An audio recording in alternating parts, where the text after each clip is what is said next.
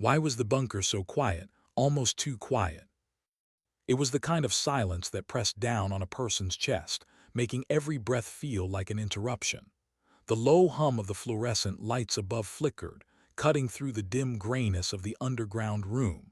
Metal tables, scattered maps, a half-drunk mug of coffee left cold on the edge. Everything felt unfinished. Everyone inside had something unsaid. But only one voice would break that silence, and when it did, everything would change. She sat at the far end of the table, shoulders squared, hair tucked back beneath a cap, her uniform worn, creased in places that told stories no one here had asked about. They all called her Lieutenant in clipped tones, but no one lingered on her name. Not yet. Not after what had happened months before, on another field under another sky. Eyes glanced at her, then away, like she wasn't supposed to be here, like her presence was a reminder of something fragile, something inconvenient. She didn't argue, she didn't ask for their trust, she only listened, and kept her silence. It wasn't always this way. She used to speak.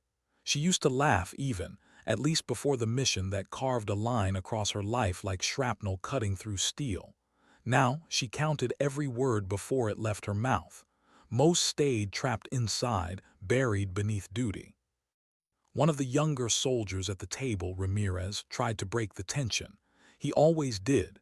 He leaned back in his chair, nervous energy spilling out in jokes that never landed. So, what's the plan when we're stuck in here another 12 hours? Someone better have brought cards. A chuckle from one corner, silence from another. Her eyes didn't move. She traced the lines on the operational map with her gaze. Roads, villages, an enemy position circled in red, but her thoughts weren't here in the bunker. They were back there in the dust, the screaming, the last mission she had led. The one no one wanted to speak about. The one they all remembered differently. Lieutenant, the voice of Colonel Harkins cut through, sharp, distant. He wanted her analysis. He wanted her report. She raised her eyes slowly, met his stare across the room. For a moment it felt like a challenge. For another it felt like a plea. Her lips parted, then closed again. Because there was something she hadn't told them, not yet. The room shifted in discomfort, papers shuffled, a cough in the corner, the air heavy again. They thought she was broken, that much she knew. They thought silence meant weakness, but silence had kept her alive this long. Silence had kept others alive too, though no one wanted to admit it. She remembered a voice, his voice, the last thing he said before it all went dark. Don't tell them, not yet. She carried those words like a stone in her chest ever since. Now in this bunker, every look, every expectation, every half-asked question pressed against that stone. And she wondered, how much longer could she carry it before it crushed her? The colonel's stare didn't ease. He wanted an answer. She gave him half of one.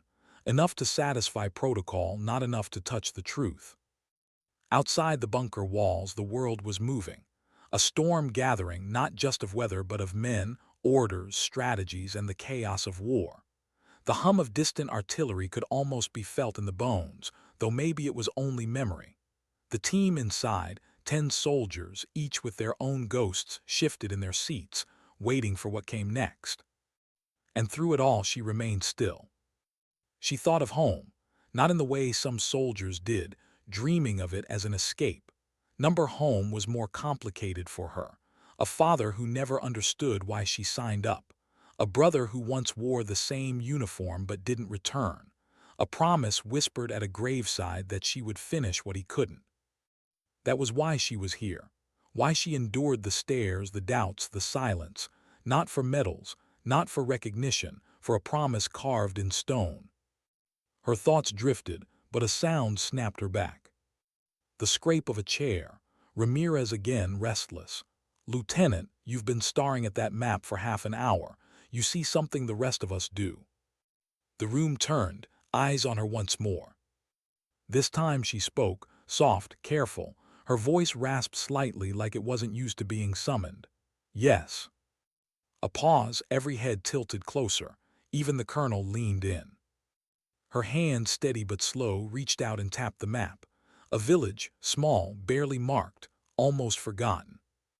They'll go here first.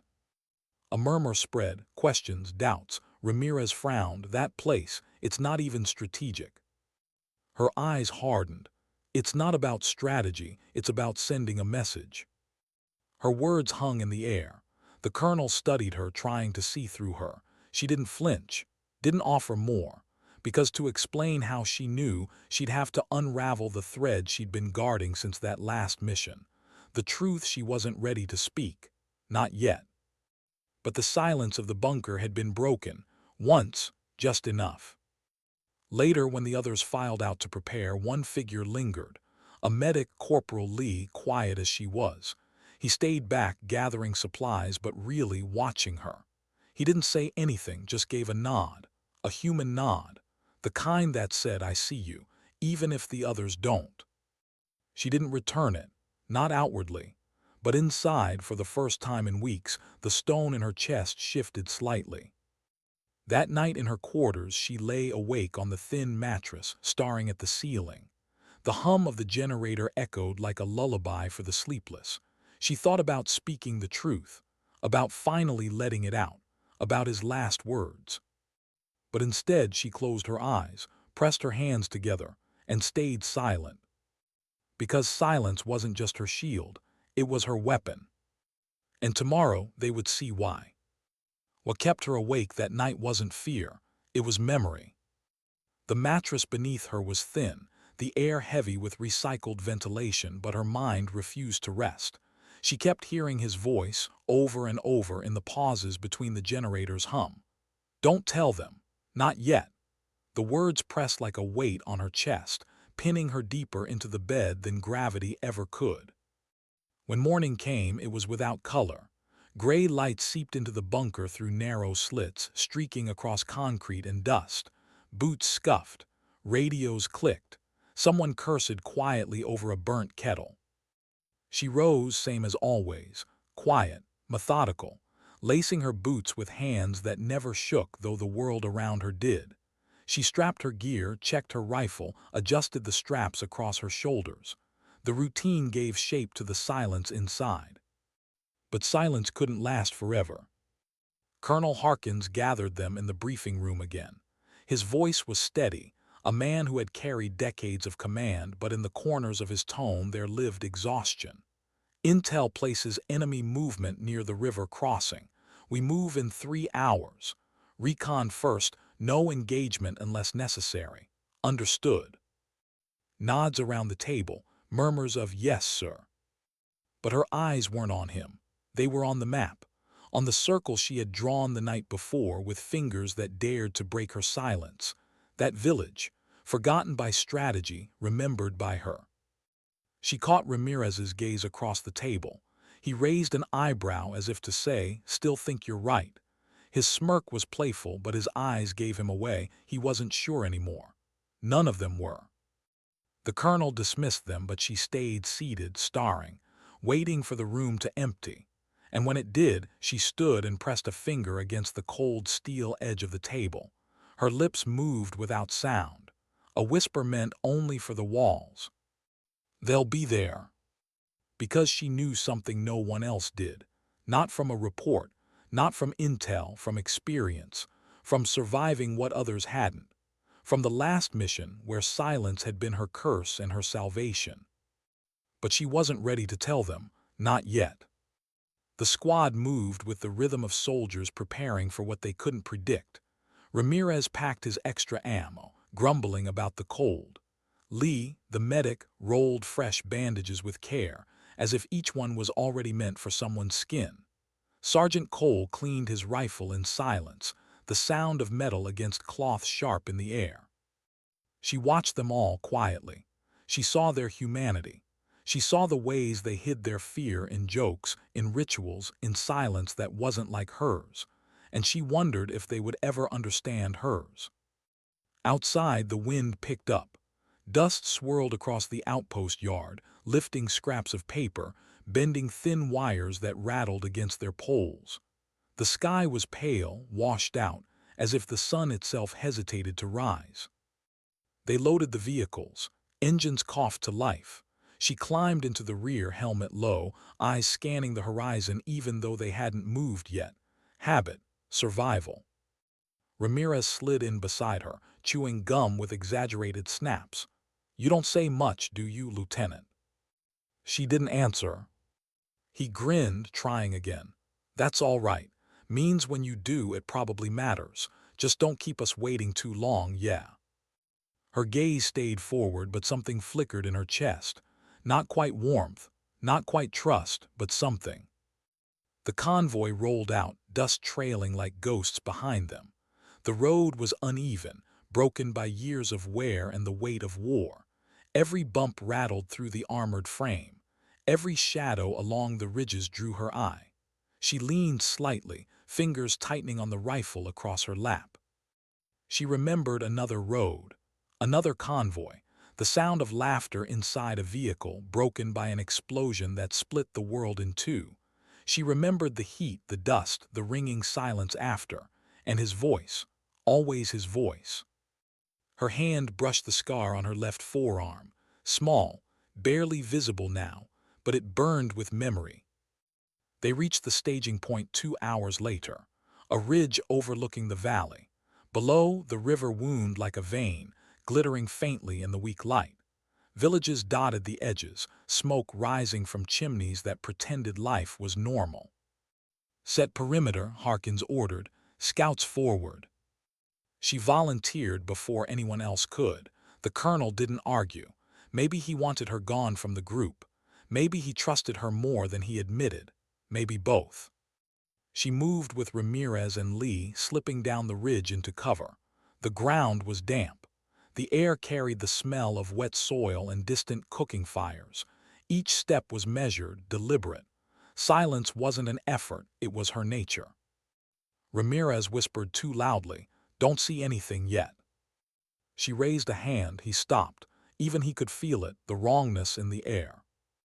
They reached the edge of the village. Small homes. Stone walls cracked and worn. A well in the center where two women filled buckets, their eyes darting at every sound. Lee whispered, "Civilians still here." She studied them, not fear of soldiers, fear of something else, something closer. She felt the hair rise on the back of her neck. Her eyes swept the rooftops, the alleys, the shadows that clung too tightly. And then she saw it, a glint, just the faintest reflection of glass against the sun. A scope. Her body moved before her voice did. She shoved Ramirez down, pulled Lee with her, dirt grinding into her palms. A shot cracked a second later, splintering stone where Ramirez's head had been. The village erupted. Shouts, children crying, doors slamming shut, and from the rooftops figures appeared, armed, positioned, ready. Her rifle was already up, her breath steady, her pulse slow. She sighted, fired. One fell, she didn't flinch. Ramirez swore, "You weren't kidding." "Quiet," she hissed, the word sharp, cutting, the first time her voice carried command without hesitation. Lee pressed against the wall, fumbling for his radio. "Colonel, ambush, village hot." The reply was static, then orders she already knew were too late. She peeked, fired again. Another target down. Her movements precise, economical. She didn't waste bullets, she didn't waste time. But inside, the stone in her chest shifted again, because this was what she had known. This was why she had circled this village. Not from maps, not from orders, from memory. This was how the last mission had started too. Ramirez glanced at her, breath ragged. "How the hell did you know?" She didn't answer, not yet. Her silence was louder than words. They fought their way back toward the ridge, bullets snapping past, dirt kicking up around their boots. Lee stumbled, caught himself, kept running. Ramirez fired wild bursts, cursing the whole way. And she moved with grim certainty. Each step forward was a step back into the past. By the time they reached the ridge, sweat plastered to their necks. The colonel's face was already tight with fury. "What happened?" Ramirez panted, pointing to her. "She called it, she knew, saved our asses." The colonel's eyes narrowed. He looked at her long and hard, as if demanding she break her silence, as if daring her. She said nothing, just wiped the dust from her cheek, slid another round into her rifle, and waited for the next order. Because telling them how she knew would mean telling them everything, and the truth was still too heavy to speak. For now, how many times could silence save her before it destroyed her? That thought lingered as dusk settled over the ridge. The squad had pulled back after the ambush, securing a temporary holdout among the rocks. Smoke still rose faintly from the village below, twisting into the dimming sky like a warning no one could ignore. They had survived, barely, but survival wasn't victory. Ramirez sat against a boulder, helmet off, sweat plastering his hair to his forehead. His laugh was nervous, bitter. If she hadn't shoved me down, I'd be a smear on that wall. You all saw it. She knew. Lee, quiet as ever, worked on patching a scrape on his own arm. He didn't look up, but his voice was steady. She didn't just know. She was waiting for it. The words carried weight, suspicion, admiration, both at once. Across the circle, Sergeant Cole tightened the strap on his rifle and scowled. Or she knew because she didn't tell us everything. His eyes cut sharp toward her. Something she's holding back. The colonel didn't respond. He just stood at the edge, arms crossed, gaze fixed on the horizon where the last light bled away. His silence was different from hers, command, not concealment. But even his patience had limits. She sat apart, her rifle across her knees, hands steady though her pulse was not. She heard every word, every doubt, every edge in their voices, but she gave them nothing in return. Because silence wasn't just what she carried, it was who she was now. Ramirez couldn't let it go. He leaned forward, elbows on his knees. "Lieutenant, seriously, how did you know? You saw something we did." Her eyes flicked toward him, then away. Cole's voice hardened. "Or maybe she's seen this exact setup before. Isn't that right?" The colonel finally turned, his voice low but heavy. "That's enough." But the damage was done. The seed was planted. Doubt had a way of spreading, even among brothers and sisters in arms. The night dragged. They rotated watch, though none of them truly slept. The sound of crickets filled the gaps, their song both soothing and mocking.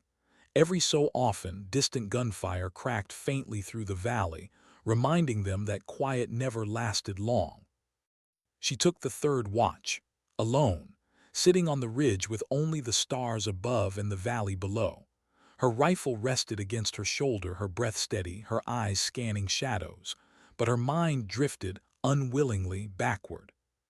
To him, to the last mission.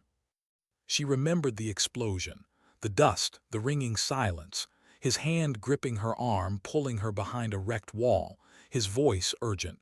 "They know our routes. They're waiting. Don't tell them. Not yet." She remembered the way his eyes burned, not with fear, but with something heavier. Something that said he knew he wouldn't make it out. And he hadn't. Her chest tightened. She closed her eyes for just a second. The wind against her face felt like ashes. The silence around her felt like judgment. "Lieutenant." Her eyes snapped open. Cole stood behind her, rifle slung over his shoulder, face unreadable in the starlight. "Need something?" she asked. Her voice was low, raw from disuse. He studied her. "The men trust you more now. You saved Ramirez. You were right about the village." A pause, then, "But I don't." She didn't flinch. Noted. His jaw tightened. "I've seen what secrets do out here. They kill, faster than bullets. If you know something we don't, you'd better decide who you're protecting, us or yourself." He left before she could respond. Her hands gripped the rifle harder. She wanted to tell him, wanted to spill everything, the last mission, the voice she still heard, the truth that burned holes in her chest. But when she opened her mouth, nothing came. Silence again, her only armor. By dawn, their orders had changed. Reinforcements would take the ridge. Their squad would push further east, toward the border villages where intelligence suggested enemy stockpiles. They packed quickly, the weight of exhaustion clinging to their movements. Ramirez was quieter now. Lee avoided her gaze. Cole kept his distance. But as they mounted up again, the colonel's eyes lingered on her. Not with anger, not even with suspicion, with calculation. He was trying to solve her like a puzzle. The convoy rolled on. Hours of rough roads, hours of dust and silence. Her head leaned back against the armor plate, eyes half closed, but her mind never rested. She thought of home again. Not of comfort, she had long stopped expecting that, but of memory. A brother's laugh that had once filled their small kitchen. A folded flag handed to her mother. A promise whispered when no one else could hear. She had joined because silence had taken him. She had stayed because silence had nearly taken her. And now, silence was all she had left. The convoy stopped near another village, smaller than the last. Children scattered at the sight of the vehicles, their eyes wide with too much knowledge for their years. Women pulled them into doorways, shutting out the world. Cole gave orders for a sweep. Ramirez and Lee moved left, the colonel with the rest. She took the right flank, moving past stone walls, her boots crunching softly on gravel. It was quiet, too quiet. Her hand lifted, fist closed, stop. The others froze. She scanned, every door shut, every window dark, even the air seemed to hold its breath. And then she heard it, a sound almost too faint, a click, metal against metal. Down, she hissed. An explosion tore the street apart. Heat, dust, shrapnel raining like knives. Her ears rang, world spinning. She tasted blood. Ramirez screamed somewhere nearby. Lee shouted for a medic, though he was the medic. Cole's voice barked orders through chaos. She crawled, dragging herself behind a broken wall. Her vision blurred. Her head pounded. But she forced her rifle up, forced her body still. Through the haze, she saw them. Enemy fighters emerging from alleys, rifles raised. Moving with certainty. Moving like they knew exactly where the convoy would stop. And suddenly, the stone in her chest felt like it shattered. Because this was the truth she hadn't told. This was the pattern she had carried in silence. They weren't just being hunted. They were being predicted. Every move, every stop, every path. Someone had betrayed them. She swallowed hard, blood at the corner of her mouth. Her finger tightened on the trigger. She fired. One down, two. Her body moved with instinct, but her mind screamed with revelation. The silence wasn't protection anymore. It was a prison. And if she didn't speak soon, they were all going to die. How many times could fate strike the same wound before it broke a person open? The explosion had left the street in ruins. Smoke rose in thick coils, black against the pale sky. The ground was scattered with debris, shards of stone, twisted metal, fragments of lives that once filled this village. The ringing in her ears refused to fade. Every sound was muffled, as if the world had been wrapped in heavy cloth. But the screams cut through. Ramirez's voice panicked, Lee's desperate commands, Cole's sharp orders trying to impose control where none existed. And through it all, she stayed low behind the shattered wall, her rifle steady, her heartbeat slowing into the familiar rhythm of survival. She squeezed off shots with precision. One enemy down, another retreating, the rest scattering into alleys, shadows vanishing as fast as they'd come. When silence returned, it wasn't peace. It was the aftershock. "Medic," Ramirez groaned, clutching his side. Blood seeped through his uniform, dark and spreading. Lee dropped beside him, hands already working, voice steady despite the tremor beneath it. "Stay with me. You'll be fine, just a graze. You'll be telling bad jokes in no time." Ramirez tried to grin, but it twisted into a grimace. Cole scanned the perimeter, jaw set. He turned toward her, eyes blazing. "Twice now, twice you've known before anyone else. You gonna keep pretending that's coincidence?" She said nothing, wiped soot from her cheek with the back of her glove, adjusted the strap of her rifle. Cole stepped closer. "Don't give me that silence. You've seen this before. You knew what was coming." The colonel's voice cut in sharp, commanding, "Cole, enough." But Cole didn't back down. His gaze stayed locked on her. "No, sir, this isn't just instinct. She's hiding something, and if she doesn't start talking, we're walking blind into every trap they set." The squad's eyes shifted. Lee's hands didn't stop moving on Ramirez's wound, but his glance flicked up. Even Ramirez, pale and sweating, looked at her with something more than pain, doubt. Her throat tightened. Words pressed at the edge, fighting the silence she clung to. But if she spoke now, if she told them everything, it wouldn't just change the mission. It would change the way they saw her. Forever. And she wasn't ready for that. Not yet. Instead, she rose, checked her rifle, scanned the street as if nothing had been said. The silence between them grew heavier than the smoke in the air. The colonel ordered a fallback. They carried Ramirez between them, his weight dragging, his muttered jokes growing weaker. The vehicles were wrecked, shrapnel tearing through their frames. They had no choice but to move on foot, slipping through gullies and tree lines until they reached higher ground. By nightfall, they made camp in the shell of an abandoned farmhouse. The roof was half collapsed, the walls pockmarked with bullet holes, but it offered cover, and cover was enough. The fire they built was small, hidden. Its glow painted their faces in flickering orange, shadows deepening the exhaustion etched into their skin. Ramirez lay propped against his pack, drifting in and out. Lee sat nearby, hands stained with blood that no water could wash clean. Cole kept packing, his boots grinding against broken floorboards. And she sat apart again, always apart, rifle close, eyes distant. The colonel finally broke the quiet. His voice was softer now, but no less heavy. "Lieutenant, I've given you space, but space doesn't win wars. We need answers." Her gaze lifted to him.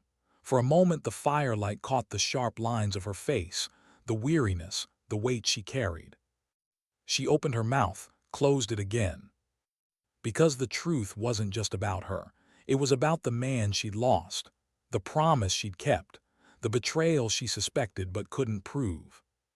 If she spoke too soon, she risked everything. Cole slammed a fist against the wall. "Enough of this.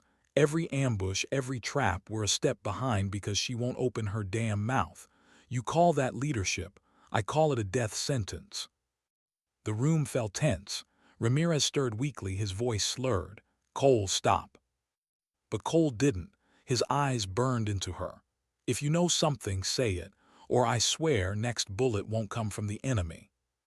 The colonel's hand moved toward his sidearm. "Stand down, Sergeant." The air felt like it would snap. And then she spoke. Her voice was low, rough, but it carried through the room like a crack of thunder. "They're ahead of us." Cole froze, everyone turned. She continued, her words slow, deliberate, like each one cost her a piece of herself. "Every move we make, they're waiting. Every route, every stop, it's not luck, it's not strategy. Someone's feeding them, someone who knows our plans." Silence followed, heavier than before. Lee's brow furrowed. "You're saying a mole." Her eyes didn't leave the fire. "Yes." Cole scoffed. "That's a hell of an accusation. You got proof." Her jaw tightened. "Not yet." "Then what the hell good is it?" She finally looked up, meeting his glare. Her eyes were cold, unflinching. "Good enough to keep you alive today."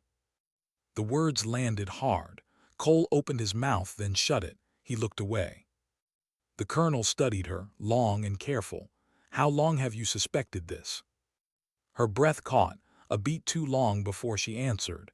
"Since before this mission." The revelation hit them like another explosion. Ramirez swore softly. Lee's hand stilled on his bandages.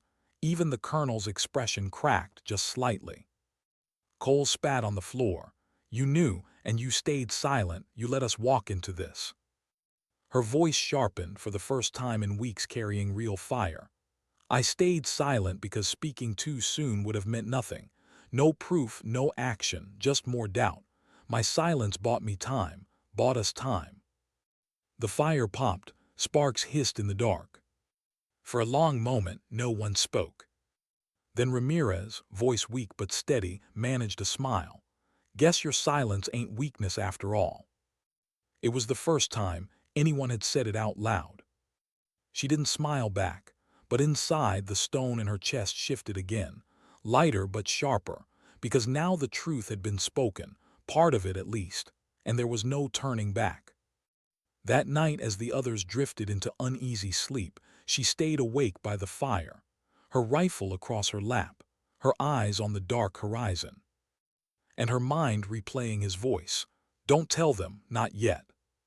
She had told them now, but not everything. Because the truth wasn't just about a mole, it was about who. And that secret still burned inside her, waiting for its moment to break free. She didn't flinch when the generator failed.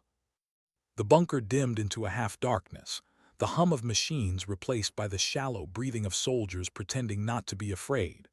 A storm rolled outside, rain drumming on the earth above their heads. She adjusted her rifle strap and leaned back against the cold wall, staring at the flickering lantern light that threw shadows like ghosts across the concrete. They waited. That was their mission tonight, waiting for orders that had gone silent. The radio had cut out hours earlier. The commander's last words had been sharp, unfinished, drowned by static. Since then, no one dared to fill the silence with speculation, except her. She had words, but she kept them locked inside. Why now? Why this mission? Why this group of strangers trapped underground with her? The lieutenant paced near the center table, his boots scraping like matches about to spark. He was restless, but restless men are dangerous when there is nothing to fight. His hand hovered near his holster, though no threat existed in the room. She noticed these details, always. Her own breathing became her anchor, slow, controlled, just as she'd been taught during sniper school when they told her, if you can command your own lungs, you can command the shot. But tonight wasn't about a rifle. It was about endurance, about keeping a secret until the right time. Her secret had teeth. It could change everything.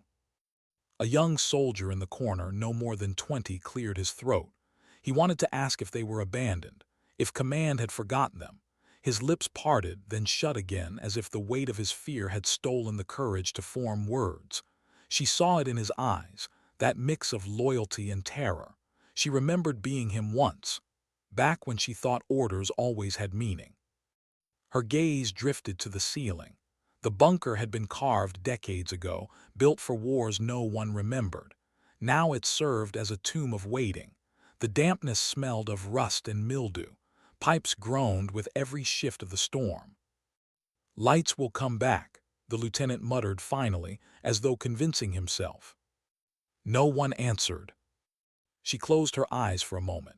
In that silence, another image returned. Her brother, sitting on the porch back home, laughing with a glass of lemonade before the day he vanished into a convoy that never returned. She had never spoken of him here, not to anyone, because in her brother's absence lay the reason she signed up, the reason she endured training meant to break her, the reason she learned to shoot straighter, crawl longer, remain silent when her voice burned to scream. It wasn't patriotism, it wasn't medals, it was him. But even that truth was not the whole truth. There was more, something that gnawed at her every time she stared at a map, every time she pulled the trigger. Something tied to this mission, to the men sitting around her who didn't know they were waiting for more than orders. The lantern flickered again. She opened her eyes. "Ma'am," the young soldier whispered toward her. Not sniper, not operative. Just ma'am, respectful, small, like he knew she carried answers no one else dared to ask for. She didn't reply. Her silence wasn't weakness, it was timing. The lieutenant slammed his fist on the table, startling everyone.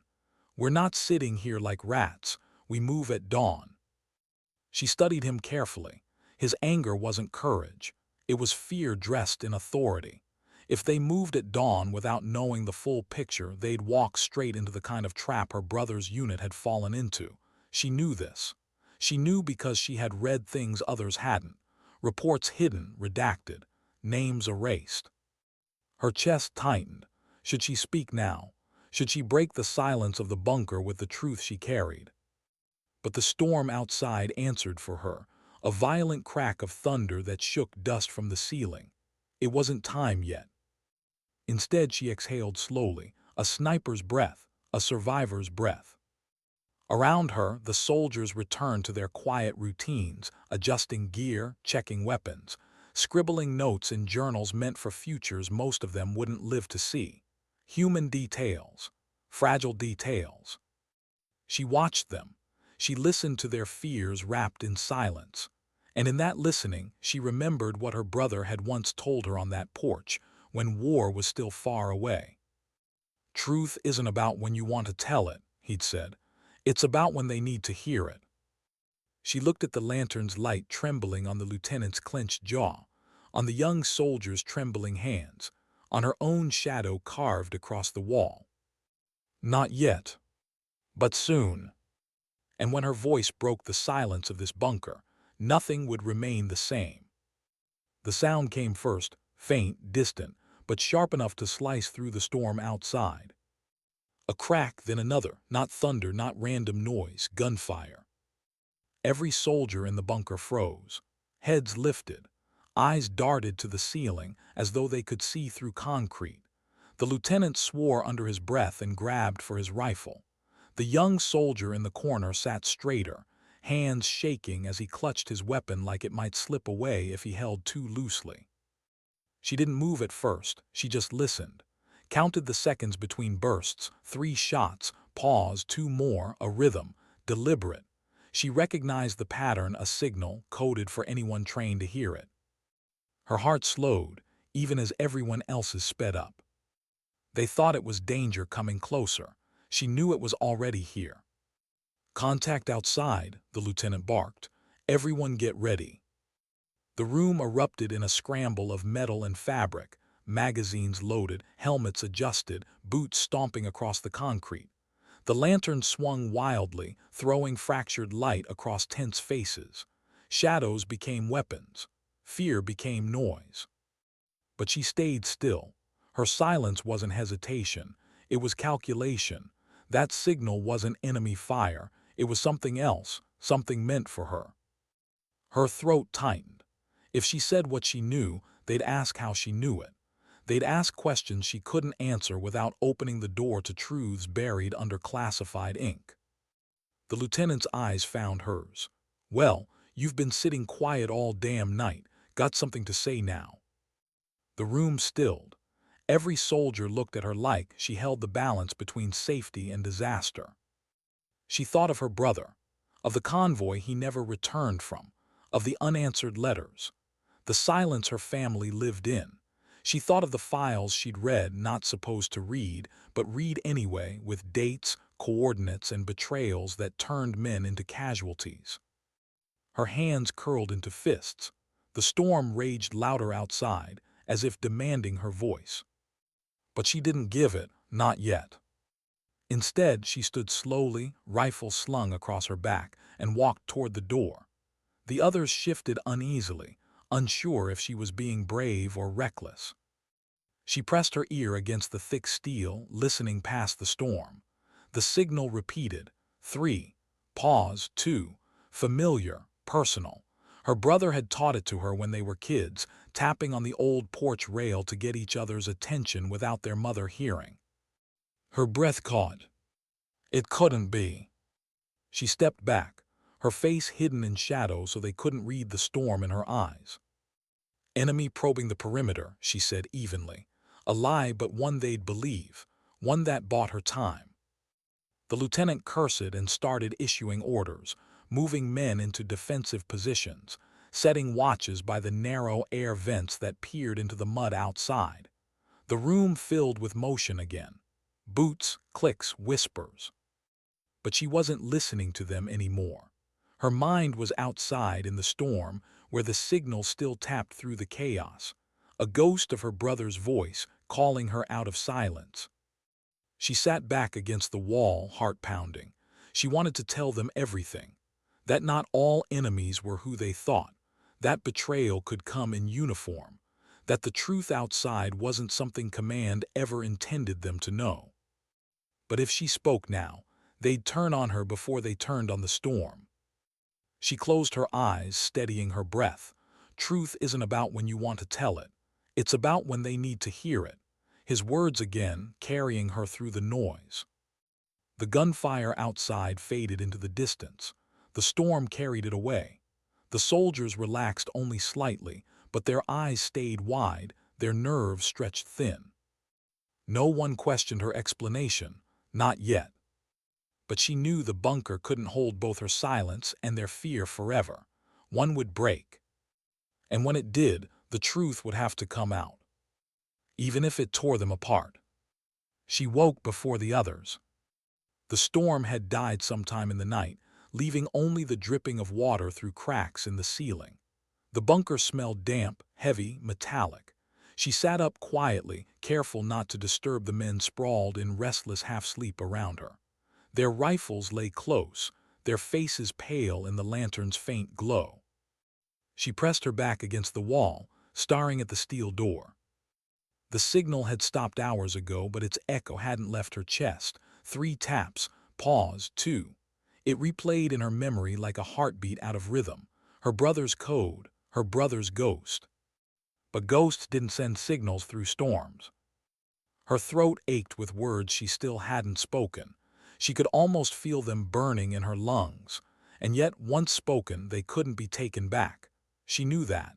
She had carried secrets long enough to understand the weight of them. The lieutenant stirred, rubbing his temples, muttering about rations. His voice was rough, tired. She studied him as he moved, watched the cracks forming in his authority. He looked strong when the light was bright, when the orders were clear. But in the silence of the bunker, stripped of clarity, he looked like every other man in the room, scared. And fear was contagious. The young soldier awoke next, blinking nervously, clutching his weapon before he realized nothing had changed. He looked at her. Just a glance, but it carried more than a question. He wanted her to break the silence, to say what no one else dared. She looked away. Her chest tightened. They didn't know. They didn't know that the mission briefing had left things out, that the coordinates they were sent to defend were wrong, that she'd seen the maps, the redacted lines, the buried reports. They didn't know that some of the men who'd been lost before them weren't lost to the enemy at all. But she knew, and every second she stayed silent, the guilt pressed heavier. She stood suddenly, slinging her rifle over her shoulder. The sound startled them. The lieutenant turned sharply. "Where are you going?" "Air vent," she said simply. Her voice was calm, but inside she trembled. She climbed the narrow steps to the rusted grate, peered out into the morning. The storm had passed, leaving the landscape soaked, gray, broken. Mud clung to the ruined earth, and smoke rose in thin columns far away. She pressed her hand against the vent's edge, letting the cold steel ground her. For a moment she imagined him, her brother, standing out there, waiting, tapping the code on whatever metal he could find. A signal only she would understand. "Anything?" the lieutenant called up. She didn't answer right away. Instead, she whispered under her breath, so softly no one else could hear. "I hear you." Her eyes burned, but she forced them shut, swallowing the ache. When she climbed down, every pair of eyes was on her, expecting, needing. Her voice caught at first, but then it steadied. "There's movement on the ridge," she said. Not a lie, not the truth either, just enough to keep them ready. The lieutenant nodded, barking orders, shifting men into place. The bunker filled with noise again, straps tightening, magazines clicking, boots against concrete. The kind of noise that hides fear. But she stood apart, staring at the door, knowing the moment was coming. The truth couldn't stay buried, not in the silence of the bunker, not in her own chest. And when it finally came out, it would break them or save them. She lowered her head, whispering to herself almost like a prayer. Not yet, but soon. The bunker had never been this quiet. Not even when the storm had raged. Not even when the gunfire outside had cut through the night.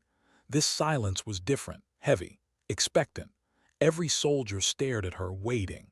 The lieutenant's jaw clenched, his authority worn thin. The young one gripped his rifle like a lifeline, eyes wide, searching her face for something more than orders. She felt their weight pressing on her chest. For hours, days, she had carried it. For years, even if she was honest. But now there was no hiding. The truth had been tapping at her, bleeding through her silence, demanding voice. Her throat tightened. She thought of her brother again. The porch, the lemonade, the laugh that didn't survive the war. His ghost had followed her here, and maybe this was why, not to haunt, to push. She drew a slow breath, a sniper's breath, then another. "They lied to us," she said at last. The words cracked the bunker open. Men shifted. The lieutenant's head snapped up, eyes burning with disbelief. "What did you say?" "They lied," she repeated, stronger now. "About the mission, about why we're here, about who's waiting outside." Silence pressed harder. No one dared move. Her hands trembled, but she didn't stop. The maps were changed. The coordinates were defending. "They're wrong. I saw the files. I wasn't supposed to, but I did. The last convoy that disappeared, including my brother." Her voice faltered, then steadied again. "It didn't vanish because of the enemy. It vanished because command sent them blind. Into an ambush they knew was coming." The young soldier's face fell. The lieutenant shook his head like he could will her words away. "You don't know what you're saying." "I do," she said firmly. "I've carried it in silence because I thought it would break you. But what breaks soldiers isn't truth, it's lies." No one spoke. Even the hum of the failing generator seemed to quiet, as if the room itself was listening. She stepped forward, her boots heavy against the floor. "That signal we heard last night, it wasn't enemy fire. It was a code. One my brother used to use. I don't know how. I don't know if he's alive or if someone else sent it. But it means we are not as alone as they want us to believe." The lieutenant's anger cracked into something else. Doubt, fear, humanity. He lowered his voice. "If you're right." "If I'm right," she cut in, "then moving at dawn is a death sentence. And staying here without a plan is worse. We need to choose for ourselves, not wait for orders that will never come." Her voice echoed against the walls. For the first time, it didn't feel like she was speaking only for herself. It felt like her brother's voice was woven through hers. The young soldier set his rifle down slowly, almost reverently.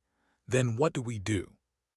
She looked around the room, at the worn faces, the trembling hands, the men who had carried their fear in silence just as she had carried her truth. And she realized they didn't need another commander. They needed someone to stand with them in the dark. She inhaled once more, steady and sure. "We don't wait to die. We don't follow lies. We move smart together. And if the signal means what I think it does, then we find whoever sent it. Because the truth is out there and we deserve it." The silence broke, not in shouts, not in cheers, but in the small, human sounds of men who finally believed they weren't abandoned. A sigh, a whispered prayer, the scrape of boots as they stood one by one. The lieutenant didn't argue. He simply nodded once, sharp, accepting, not surrendering authority but sharing it. She felt the weight lift, not completely but enough to breathe, enough to move. As they prepared, she walked back to the wall, placing her hand against the cold concrete, the place where she had listened for the code. She closed her eyes. For a moment, she let herself believe he was out there, waiting. "Truth isn't about when you want to tell it," she whispered. "It's about when they need to hear it." The bunker doors creaked as they pulled them open. Light spilled inside, pale and gray, carrying the scent of wet earth and smoke. The world outside waited, broken but alive. She stepped through first, silent, steady, not looking back. Because sometimes dignity doesn't speak. It simply acts. And the silence of the bunker was broken forever.